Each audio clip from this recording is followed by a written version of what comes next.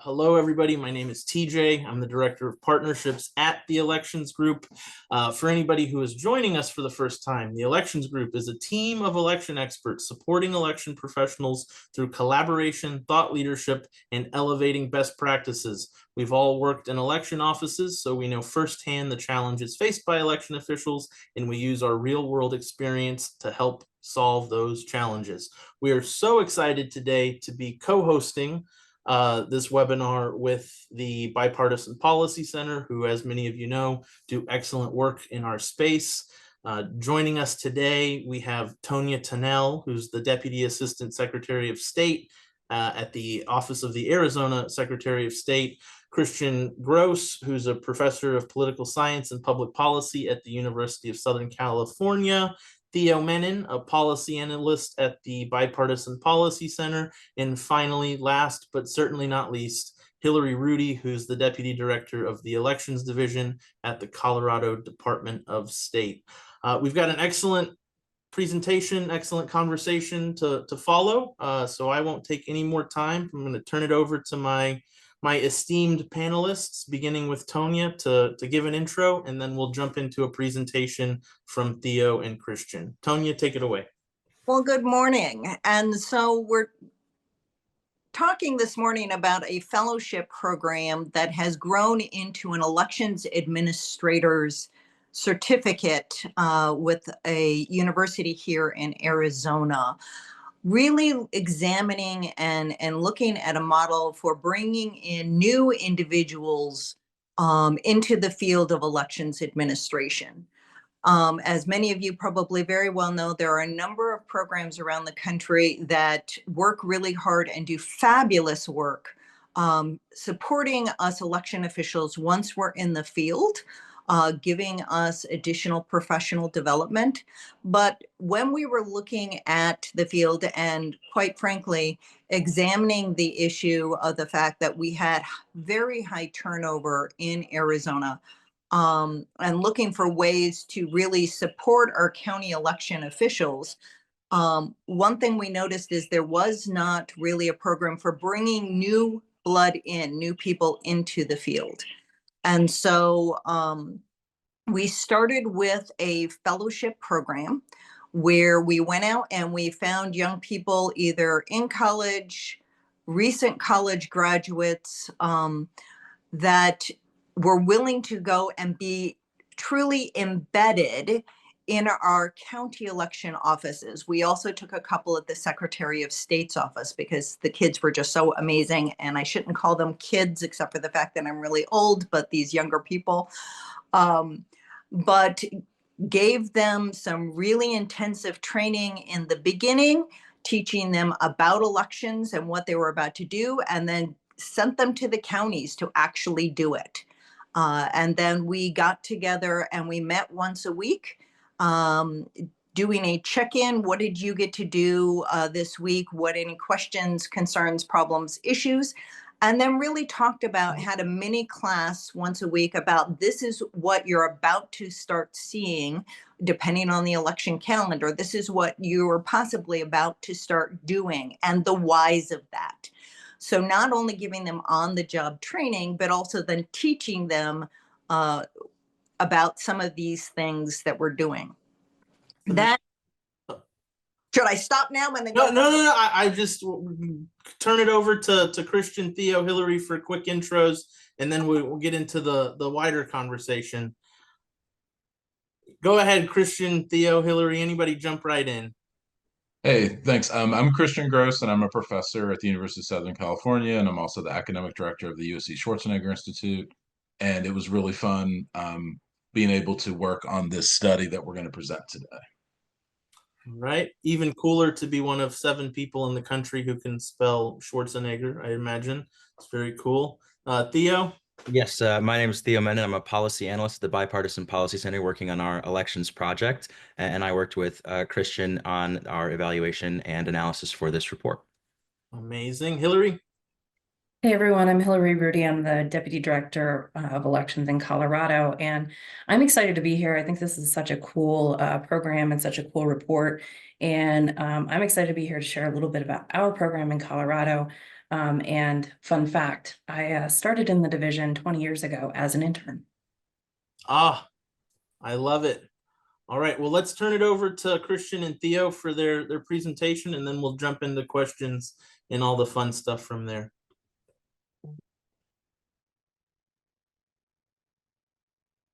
All right, can everybody see the screen?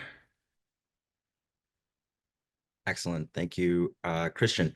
So yeah, well, Christian and I are just going to give a very brief kind of rundown of this program and what we've our analysis and takeaways before we turn it over to the question and answers and questions from the audience. And let's go to the first slide. Tony did a really great job of establishing kind of a lot of the details on what this program is. So we'll keep that brief. This was a fellowship program developed, implemented, and funded by the Arizona Secretary of State's office. It was aimed at addressing immediate staffing shortages and the run-up to the primary and general election in 2024, and also focused on recruitment, this long-term issue of recruitment concerns and election administration broadly. The office hired a number of young people who were, from my recollection, ranged from just out of high school to some folks who are maybe a little bit further in their career, pursuing professional or advanced degrees, and a large number of college students, undergraduate students, to work in election administration in the summer and fall, and help prepare for through those operations. The majority of the fellows were embedded in county election offices across the state, and a few were placed in the Secretary of State's office. And the program goals were, of course, cultivating an interest in election administration careers and also providing staffing support in the run-up to the election.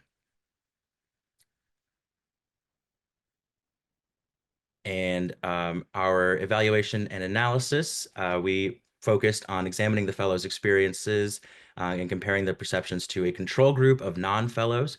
And then we also recommended improvements and provided guidelines for implementing similar programs in different states or jurisdictions that may be interested in replicating this or some sort of derivative of it. And then just briefly on the methodology, we conducted qualitative interviews with the fellows, discussed their experiences with them. We also gathered data from the fellows about their perceptions before and after the election and see how those changed. And we compared that to a large, survey data set that we conducted with Arizonans, younger Arizonans, about their perceptions of election administration, working in government in that area, and election issues kind of more broadly. And then we also participated and observed and participated in the weekly fellows meetings, kind of watching what it is they were learning about, listening to their responses, and also hearing at the beginning of each meeting their general perception of how things were going in their office in the week before. So moving on to our first finding. Sorry, it's slow on my end. There we go. Participation in the program increased fellows' interest in future careers in election administration. And I think we are up to 3 that have accepted positions in election administration at the time of this webinar, full-time, and another one who accepted a position in municipal government. And then we also saw a very steep increase in interest for those who are actively considering the field for future career prospects. Even uncertain fellows now see career pathways in election administration, and exposure to behind-the-scenes election work sparked enthusiasm for public service more broadly. Even those who are pursuing other fields plan to stay involved. I remember a couple of students who were planning on pursuing law school were thinking about diverting to be more focused on election administration law specifically. Additionally, one individual who doesn't have any intention on pursuing anything government or political is going into the health sciences, said that they would be very excited to volunteer as a poll worker for the rest of the time that they're able to do so. And just very briefly, we have one chart available. This is our first finding. And this just shows, we asked the participants, how likely are you to pursue a career in the field of election administration in the future? As you can see, nearly 60% of fellows were interested in pursuing this, and that's a sizable increase or sizable difference from the non-fellows, where only 14, almost 15% were interested in that field. And there's more data like that in the presentation, or in the report, which is linked in the chat. Finding number two, the fellows program led to increased interest in working in any government job, not just election administration in the future. Fellows developed a broader interest in government work, not just elections, and mentorship, both with figures in the Secretary of State's office and with figures in the offices that they were embedded with, played a really important role in developing this guidance and technical training and also fostering these interests. And then I will take finding number three before we turn it over to Christian. Participating in the fellows program sparked an interest in security, IT related issues, and election law. So having exposure to these real world challenges prompted shifts in career focus. Fellows developed new passions for fields like cybersecurity and election law, especially those that were able to explore those issues more deeply in the offices that they were embedded in. And encounters with voter hostility and misinformation increased fellows' resolve and commitment. We heard a lot of folks saying, that they viewed this as they got more pressure, or as they face more pressure, as sort of a civic duty, a civil service, that this is a job worth doing for the sake of upholding democratic norms and traditions. And I will turn it over to Christian. Yeah, so I'm just going to run through the rest of the findings and then discuss some of the policy recommendations. But on this finding number three, we conducted surveys of both people who participated in the Arizona Fellowship Program and then people who are young and live in Arizona but did not participate, who are otherwise similar. But we also did interviews with people who participated. And here's two quotes from two of the fellows who participated. One, Natalia Galvez, said she'd always wanted to do immigration law, but her experience spending months as a Arizona fellow working in election administration, she really wants to pivot towards election law. And I could see her becoming, working in the election administration field as a lawyer or adjacent in the future, given what she learned during this program. Another fellow, his name is Lawrence Gebhardt, talked about, experienced professionals, one named Joe Delgado, who he really got mentorship from in the program, and I think enhanced his experience. But he's also interested in going into public administration broadly, or possibly election law. So workforce improvements and increases directly in election administration as a result of the program, but also adjacent fields as a result of the program. All right, so the fourth finding that we have is also one of these additional outcomes that the fellowship seemed to affect. So outreach was improved, right? A lot of what the fellows ended up doing, though not exclusively, was outreach with voters, outreach with other individuals in administration. They basically gained a lot of skills, both verbal and written communication, the kind of stuff you have to do in a state in which there are very strong views and on many sides, and they learned how to talk, write, and discuss, in a neutral and nonpartisan way that you have to do in election administration. And so that skill, regardless of what field they end up going in, is going to be really important. Also, one other benefit of this program from the election administration standpoint is a lot of the younger people who participated in the program were multilingual, were able to do multilingual or bilingual, and were able to talk to language minority communities. So one of the fellows worked with Native communities in the northern part of the state and did ballot translation for compliance with federal law. Many spoke in Spanish and English, and so that actually made the job of everyone in the offices easier. Finding number five, they'd also gained skills to work with people across party lines, and there's some suggestive evidence from our report that they depolarized some of their own attitudes. So people who participated in this fellows program versus the people in the survey that we asked questions about their views, they don't have as much. The people who did not participate have less confidence in elections. The people who did participate have more confidence in elections, and that's after participating, not just coming into it. So the direct observation of election administration through the fellows program, through the weekly check-ins, allowed them to change their views, but it also allowed them to learn how to do that. And so some of the check-ins that were run by the Secretary of State's office with each county fellow, they would often check in about aggressive comments that were coming in from voters. People, a lot of the fellows were on the front lines, right, working directly at the polls or staffing in the offices and taking phone calls. And so they were able to learn how to basically communicate well and sort of reduce controversial communication and make things a little bit less polarized, but also increasing confidence in elections for themselves and then for those who they were speaking with. Then the last finding from this fellowship program is that we do think this seems to be an efficient use of resources that in the short run could stopgap critical election needs in counties especially. So the way this was structured, I think this could run differently in different states, or perhaps larger counties could do this, but the state provided some of the resources to the counties, making it less of an onus on the county officials. And then there's immediate staffing relief because there were needs for workers in the counties, and the fellows filled some of those gaps. The counties had flexibility to decide how to employ the fellows, what to do, what jobs they wanted to do, and it did vary across counties.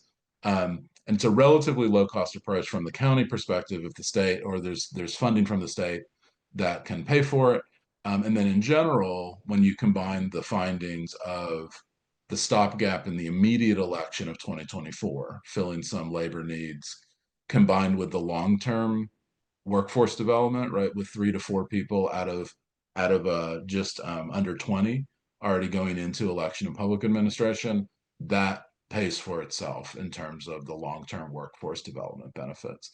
So in general, there was some centralized coordination. Funding is going to be an issue for anyone who wants to think about a program like this in their own states or localities, but figuring out how to reduce the burdens on cost is important. Reducing the burden on cost to county officials in particular is important. So our recommendations, and then I want to open it up to the panel. So we have recommendations that are for Arizona. We have recommendations that are for others who might want to do this. So we think in general is a really effective program. It's having a lot of benefits already.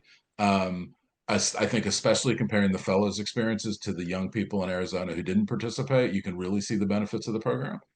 Some suggestions though, improving coordination between the state and the counties is important. In terms of deploying the fellows and what the fellows are doing. Some of the fellows wanted more experience themselves. They wanted to work in Arizona, both the elections office and the recorder's office. Some were only able to work in one, and they wanted to learn the experiences from both. Other professional goals of participants could be incorporated more systematically. And then I think in general, incorporating randomized control trials into the recruitment process, which is something that I've been talking to Tonya and others about doing for future research, could help you determine if the program actually has the causal effect that we think. Like, is the program causing people to enter election administration and have these benefits? And this is the kind of program you could easily do that, given that the target of interest is college students and young people. So in conclusion, there's a lot of potential for this program in Arizona to continue, and then in other states and jurisdictions. Much younger, diverse talent pool, multi-bilingual participants that help with staffing needs and gaps. The weekly check-ins were particularly good, building mentorship. The students heard from specific experts in IT, election operations, law, security. They were able to hear what's going on the ground in one county while it's not necessarily happening in their own, but will soon. That kind of thing could be systematized on a broader scale via trainings, via partnerships, but it worked really well in this program. The exposure to election administration is feeding interest in government more broadly. And then I think more importantly, like the young workforce, even separate from election administration, they're becoming communicators in the world, whether they go into the field or not, to talk about the importance of nonpartisan election administration. In general, like the other thing we think is scaling up earlier would be good. This is a great program, but it was sort of like, it was the first. So scaling up, doing more, trying to get additional resources that can help reduce the cost to the counties. Arizona shows it can work, but it'd be interesting to see this go into other states as well. All right, well, thank you. I'll pass it back over to TJ. Amazing.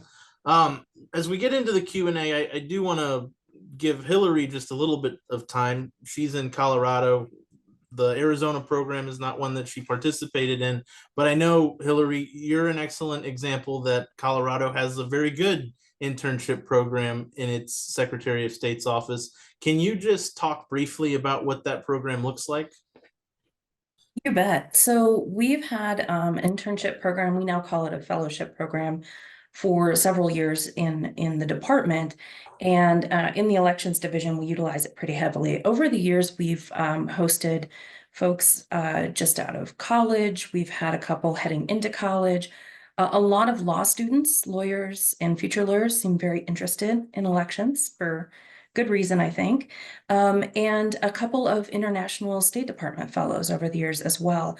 And what we have found in hosting those interns in our office is it really does interest folks in going into public service, not necessarily elections. There's a lot of folks that are in other types of public service roles now, but we've also pulled a fair number of folks into elections through that process as well over the years. It's exciting, and I think there's an opportunity to grow it, which is why I was excited to see the findings of this report, because it shows you the possibility of what you can do if you add some resources. Although I will say resources is an area that we are sort of continually challenged with. Budget cycle to budget cycle, figuring out how we fund that program, because we offer paid internships. That continues to be a challenge that we tackle every year. And so always interested in hearing ideas around how we kind of make it sustainable. Amazing, amazing. I'm going to turn it over to Tonya and then open it up more generally. But Tonya, as I don't necessarily know the genesis of this program, but from the Secretary of State's office point of view, what was the driving force behind wanting to do a program like this and then work with BPC and USC to study it in such an intentional way? Well, it really started out of a brainstorming session that we were continually doing in the Secretary's office going into 2024. We were looking for what were the different ways the counties needed support and that had holes to fill that we could help them with. So it was really part of a broader effort. We were so blessed to get a ARPA grant from the governor's office.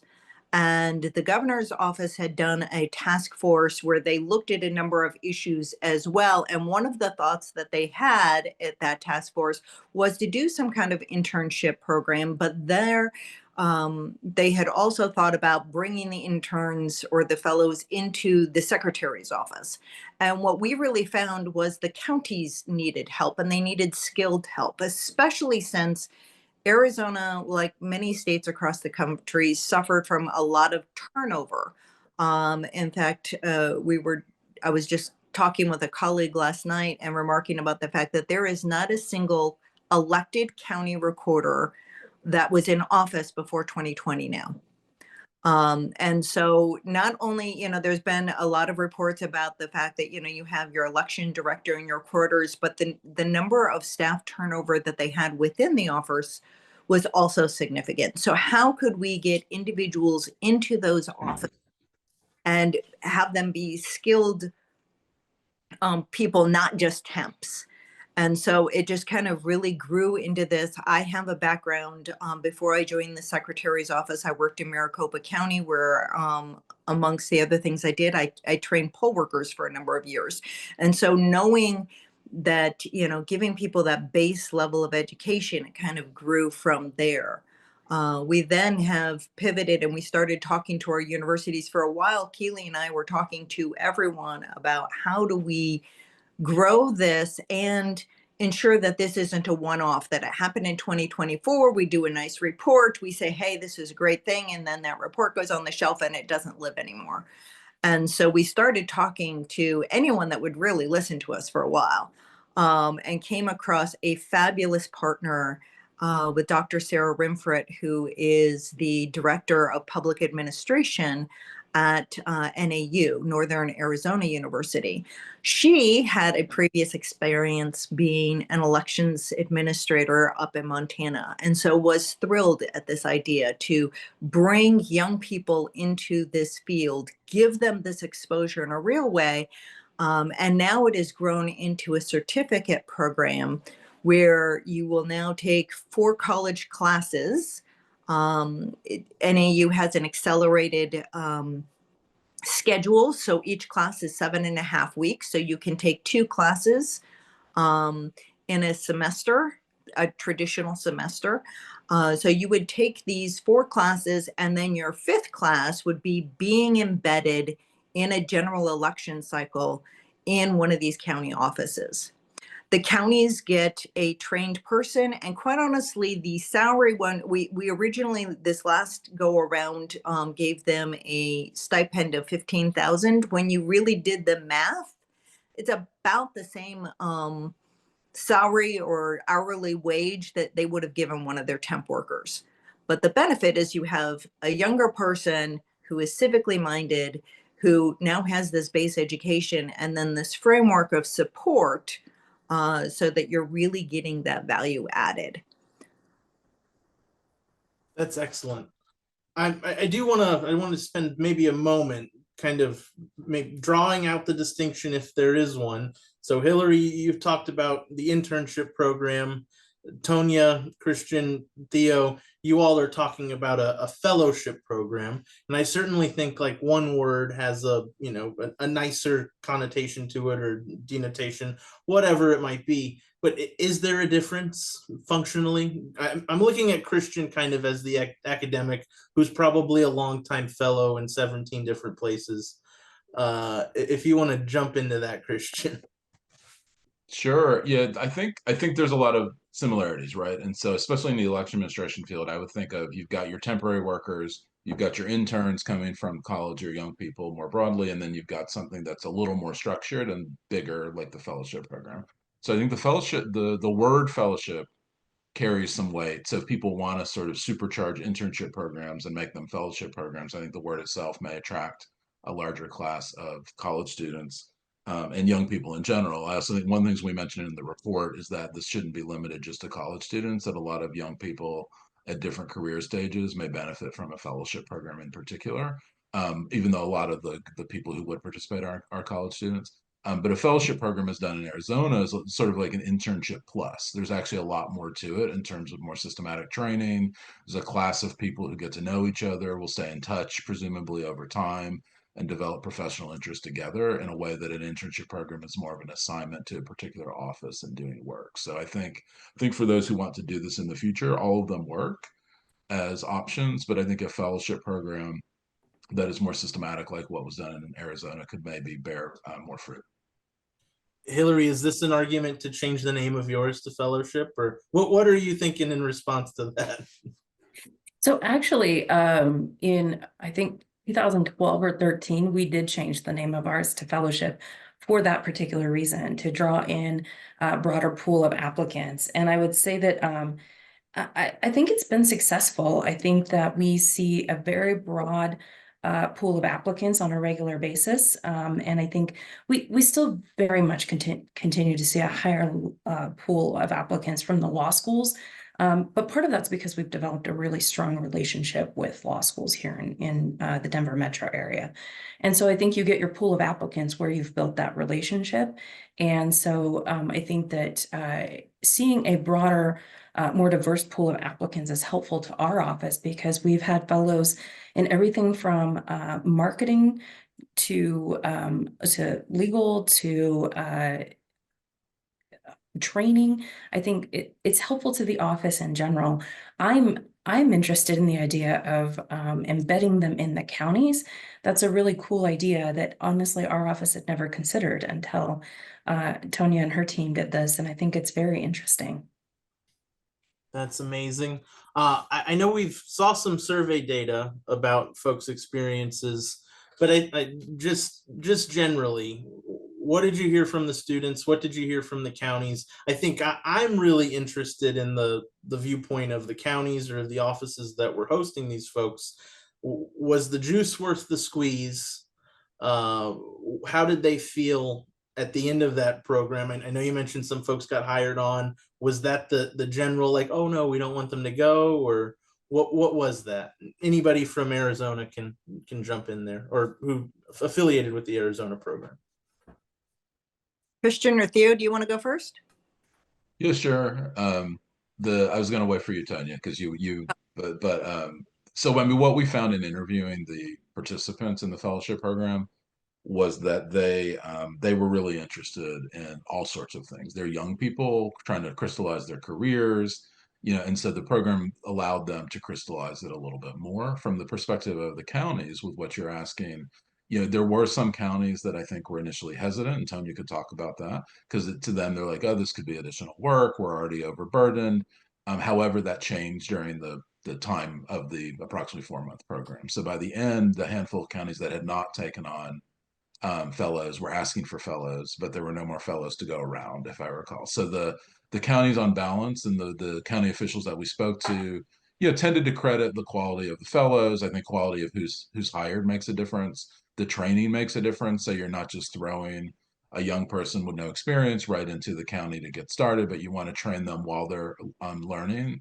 And some of the work at first maybe being a little bit more basic, and then them developing more complex skills over the course of the 4 months could make a pretty big difference. But I think in general, the counties had some concerns about, have another thing to do that is in a very busy, when they're very busy, but that by the end really, really enjoyed the fellowship program, and those who did not participate asked to participate. Sounds like an opportunity for a traveling fellows program in the future. Tonya, anything on that point? Like, what was the feeling from the counties in particular? I think Christian summed it up pretty good. It was amazing when we were originally talking with them. They're like, I don't think we'd have anything for them to do.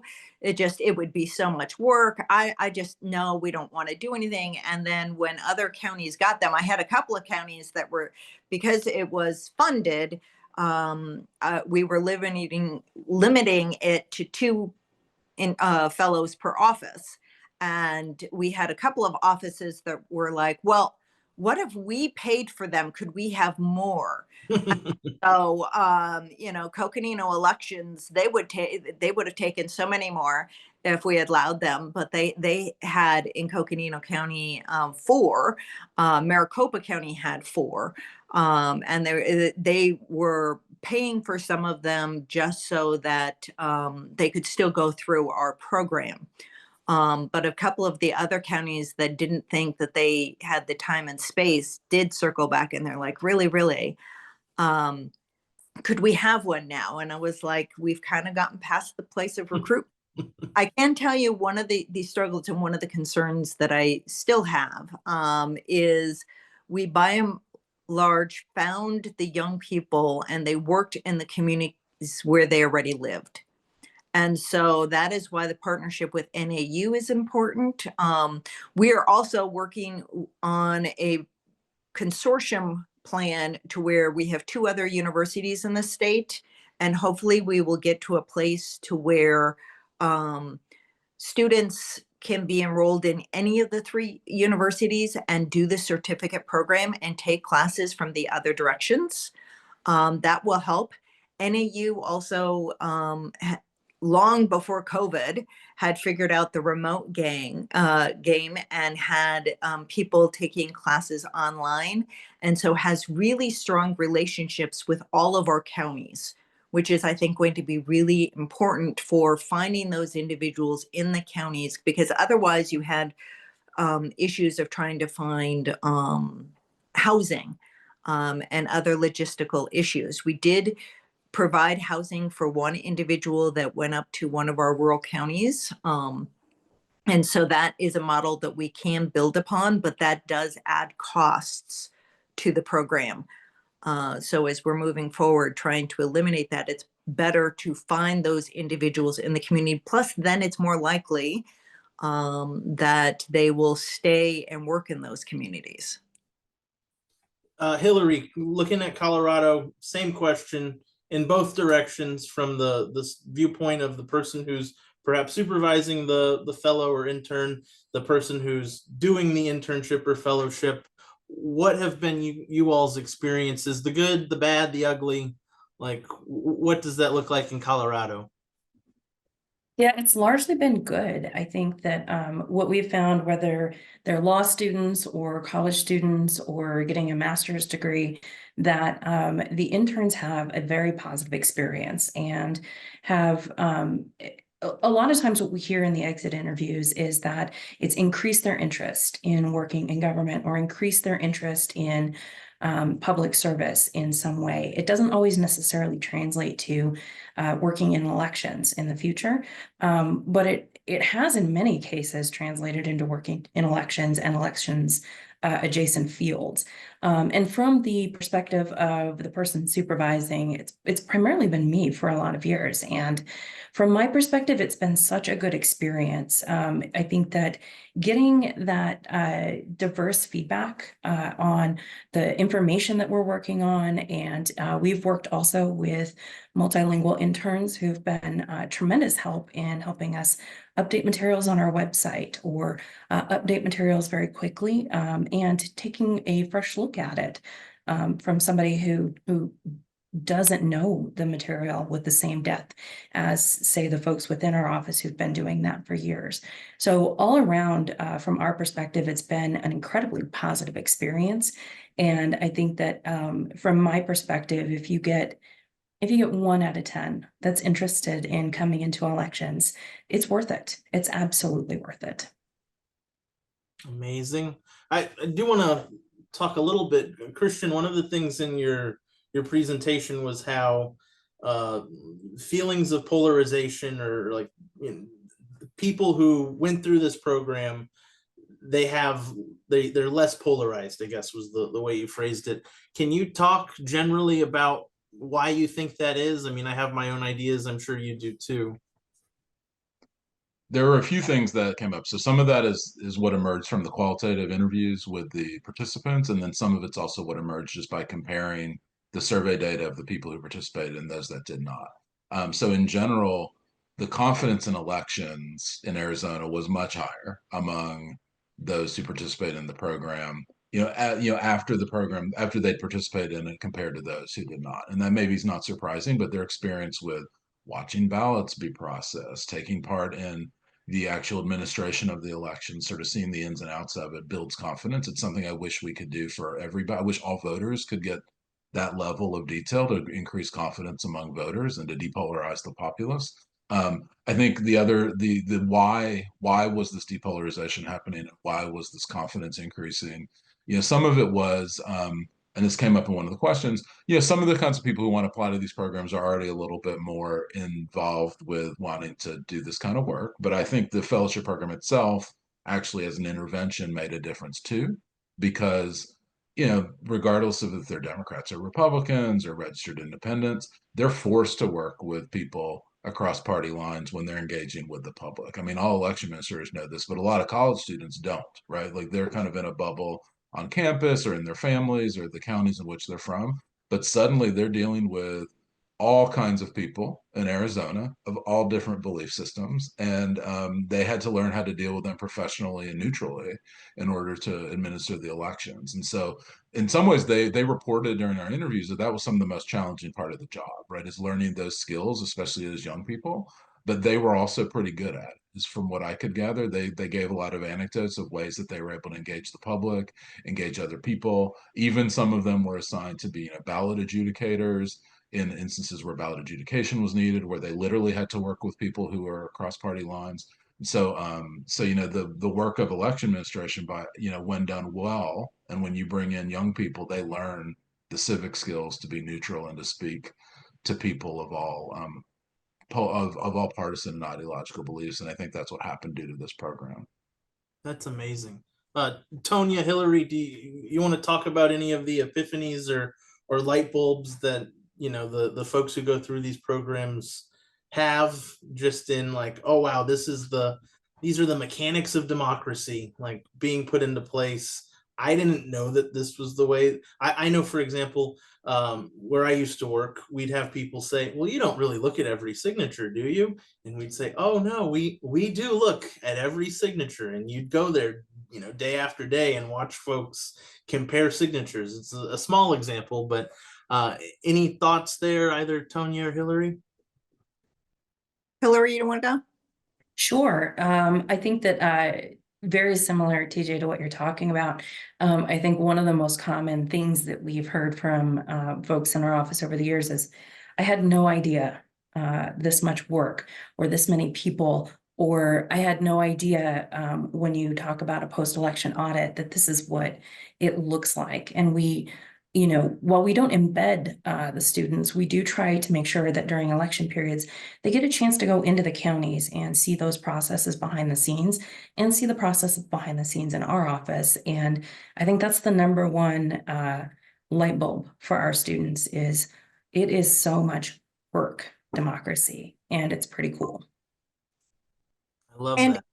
And to add to that, I think that some of them had this idea that it was some big, powerful thing that, you know, you would come and do. And so when they'd have their weekly check-ins, they often started the conversation with, well, this week we just, and then they would say some small part. We just loaded supply bags. We just did ballot, you know, we were proofing and going through line after line.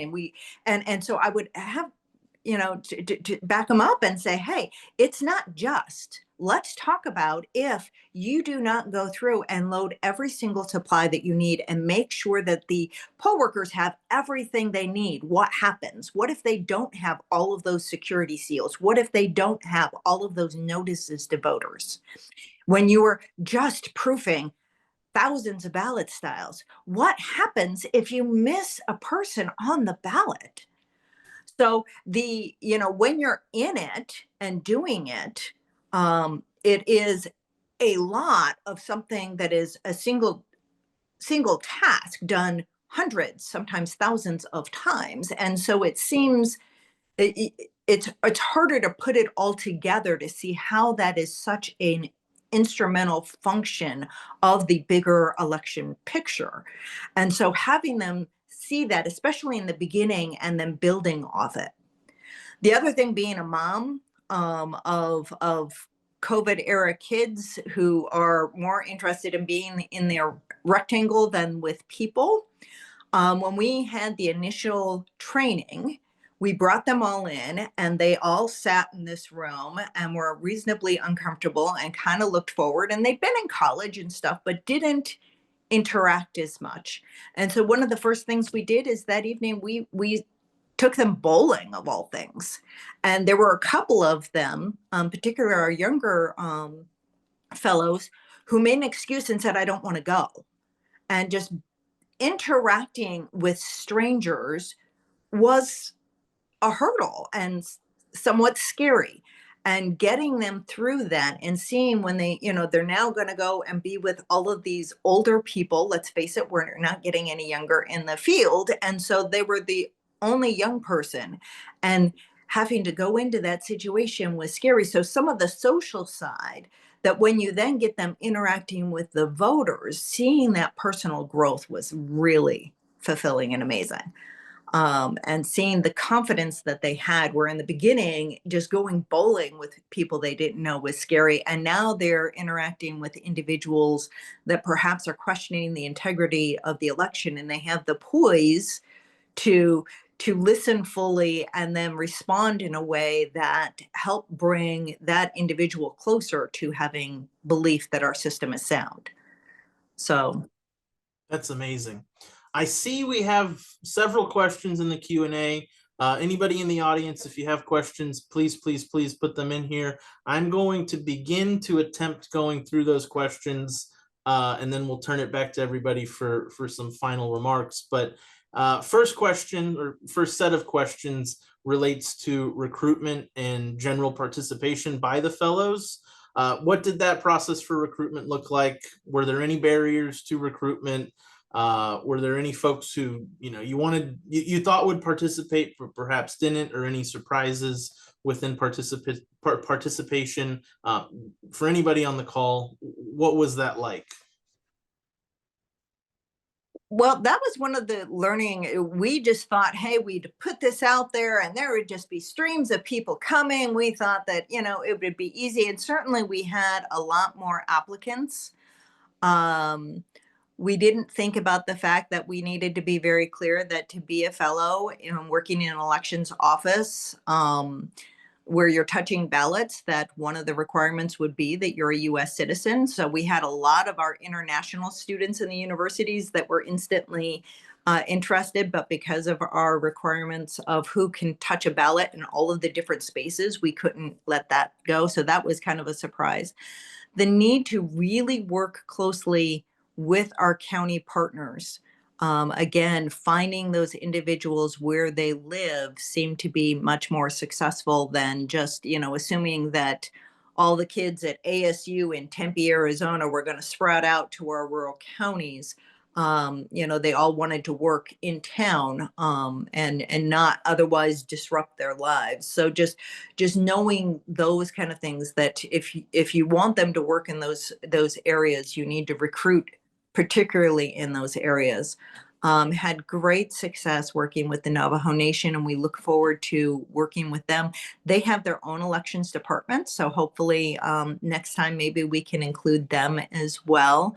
But we had two wonderful fellows that came from the nation. One of them I had to argue with the recorder's office about, no, keep them as a fellow. Let me keep paying and training, then you can hire her.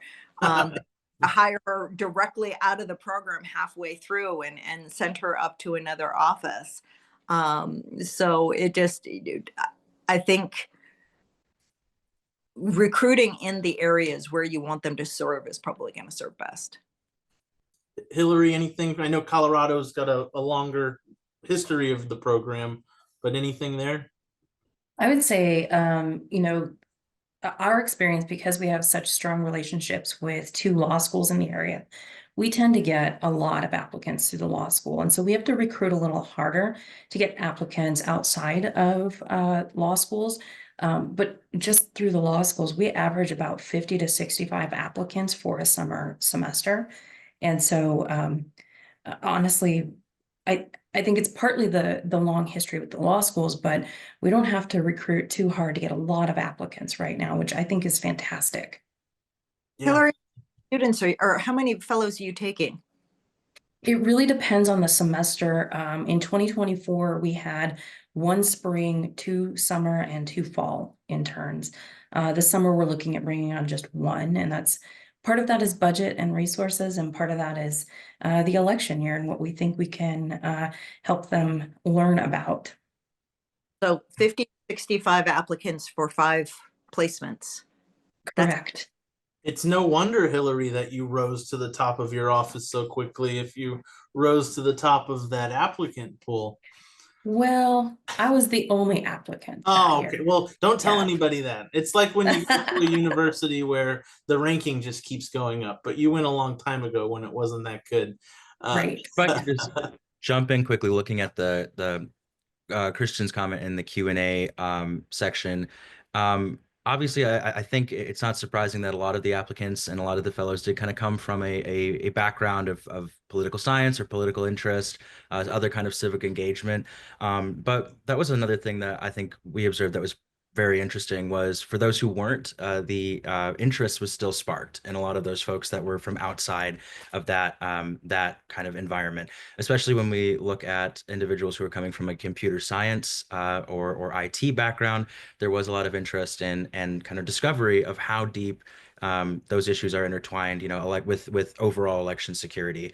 And I think a great strength of the fellowship program that I'm not sure we've touched on quite yet was these Friday sessions where they would bring them in and share their experience. They also brought in people from the FBI or from CISA or from other organizations that are involved in the broader kind of mechanisms of election administration, and that really did drive a lot of people's interests. And so we heard from some fellows who weren't in the the government or political science track before, but were brought other skills to the table, that they were interested in pursuing that as well, after the conclusion of their fellowship.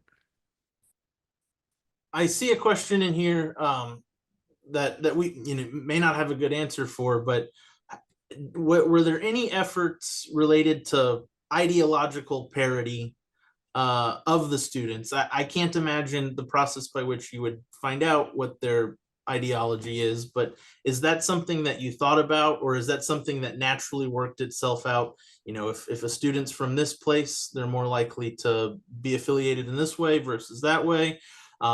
Anything there, or is that one of those unknowable, unanswerable, difficult pieces? It's one of those that we kind of we thought about that in a sense of, you know, should we try to pair a Republican and a Democrat so they can serve on adjudication boards, and we quickly kind of decided that no, in fact, didn't want to know. And in fact, if they didn't pair up, that meant that they had to pair up with someone else in the community, which makes it even better. And we really firmly take the position in our office. We are a very mixed faith office, if you would phrase it that way. And so we are almost defiant in the fact that that does not matter, regardless of the political perspective you come to us with. This is how good election administration is done. And so the only time that factors in is when you are doing certain activities, you need to find somebody of a differing party so that you have that public perspective and backstop of, you know, we're not doing anything inappropriate. And that is something that's embedded in Arizona law. But as far as recruiting the individuals, no, we absolutely did not look for anybody of any political persuasion, and that did not factor into it. Christian, you got something? Yeah, I also wanted to add the specifics on the sort of, is there a partisan? So the question asks, like, college students tend to be more left leaning than the general public, right? That's the part of it. I don't think that's actually necessarily the case, especially in Arizona and especially in the types of people who want to apply for this program. And one of the recommendations in our report is that it's really important for the states going forward to work to embed local people who do have relationships in the counties, like was done in Arizona, to work in those counties. Also to reach out not just to college students, but to young people more broadly with professional skills, so that there's a wider range of people, both ideological, but just in general, who have neutral, nonpartisan professional approaches to running election administration. That's the most important thing. And so I think Arizona did that really well. And I think for anyone who wants to adopt a broader fellowship program, you don't want to limit this just to, you know, just to pick on a university, UC Berkeley and all of its liberal students, right? You want to have a broad range of universities and a broad range of young people outside of universities who have the opportunity to participate in the program. And I think Arizona did that. And I think that that more systematic and careful recruitment in other states will do that in the future too. Yeah. Hillary, anything? I don't know if you've got your mic off, or any pieces there? I would just add that I think because we work with the interns in our office, our focus is very strongly on nonpartisan administration. And so we specifically do not ask, but we do kind of keep an eye out and help them understand where personal bias might lead to a particular outcome in terms of interpreting a law or a rule, and how that could be problematic in nonpartisan election administration. So we really focus on nonpartisanship.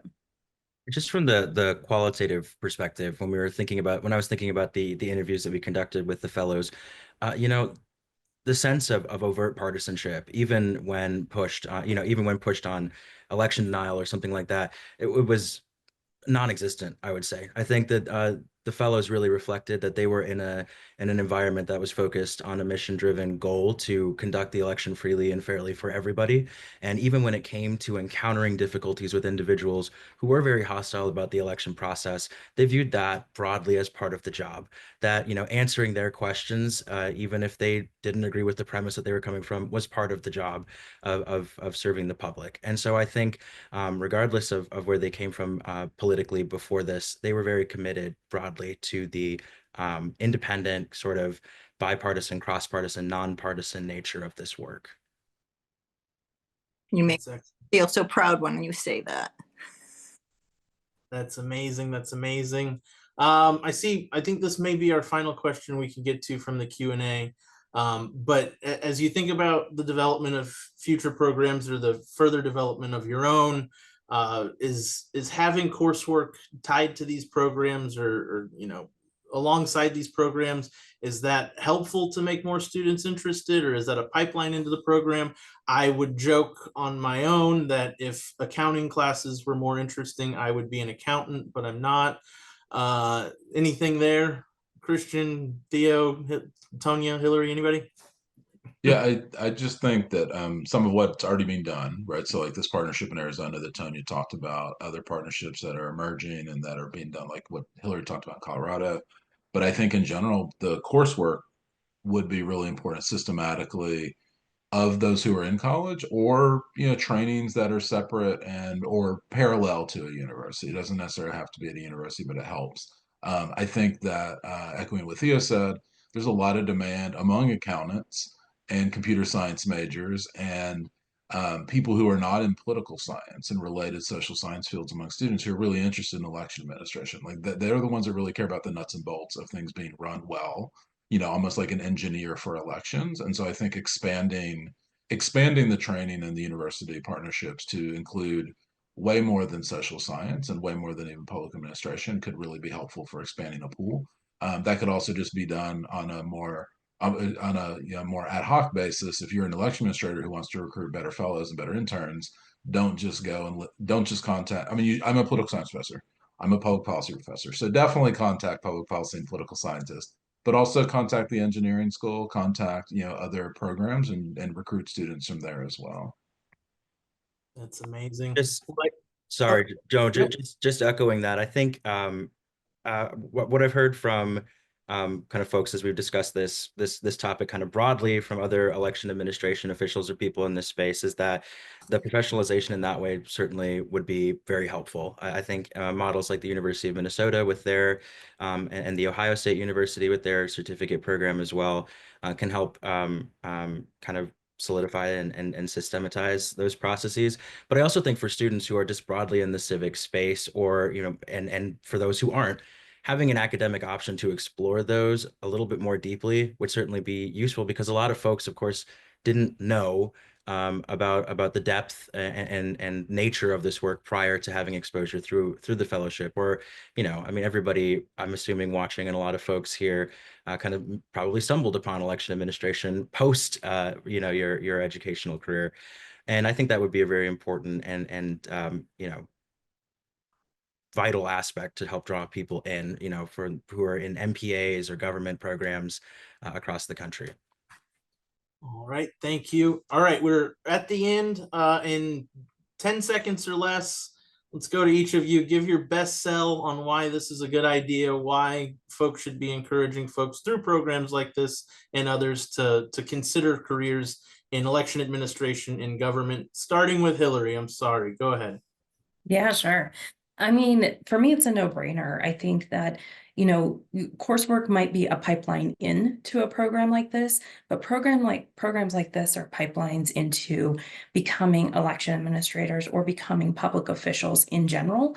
And so I think anytime you can get that interest and kind of spark that idea that maybe this is a great career, or I can give back, or whatever it is that resonates with a particular student, I think it's absolutely worth it. So 100% yes.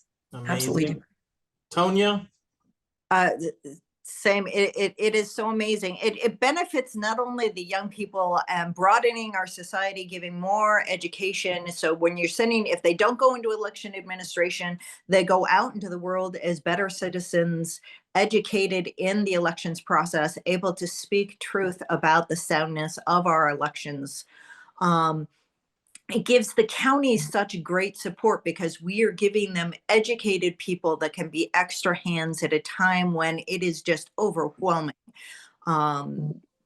Conducting a primary and general election is never any small task. And so having people that know what they're doing, not having to just come in as untrained temps, is helpful. It also gives the counties a little bit of an ability to kind of try it before you buy it, right? So you have this intern, you think that they're going to be a really good employee. They've been trained. You're not having to do that investment. And then when you find that they are so amazing, then I have to argue with you about, please don't pull them out of the fellowship program until it's done, which is amazing. So huge fan. Awesome. All right, Christian, and then Theo, and then we'll sign off. My biggest takeaways from this program or any program in general is that you have an opportunity to temporarily increase your election administration workforce, but also permanently increase your election administration workforce. Like, given that we found so much interest once people participated in the fellowship in going into the election workforce, this does pay off dividends, and I think makes it pretty cost effective relative to other programs that are relying on temporary workers, but then they don't often come back. And so here you have a chance to really build the pipeline of the election workforce. Theo, last thoughts? Yes, I would just echo what everybody else said. It's laying the foundation for a pipeline for professional development and growth in that area. Creates, cultivates trusted messengers who can communicate on election administration processes. And it's also a stopgap for local election offices during really critical periods. And at the end of it all, specifically with Arizona's model, it's funded by the state. So the onus and duty to cover all that is removed from the overstressed local election administrators during general election period. So I think it's been a very fantastic program, and I look forward to seeing where it goes in the future. I love it. Well, thank you, everybody. Thank you to our panelists for joining us. Thank you for this great discussion. I'll follow up with a note with the resources that we've shared. If you have any questions, as always, please reach out to the elections group. Our inbox is always open. And thank you, and have a wonderful rest of your Tuesday. See y'all later.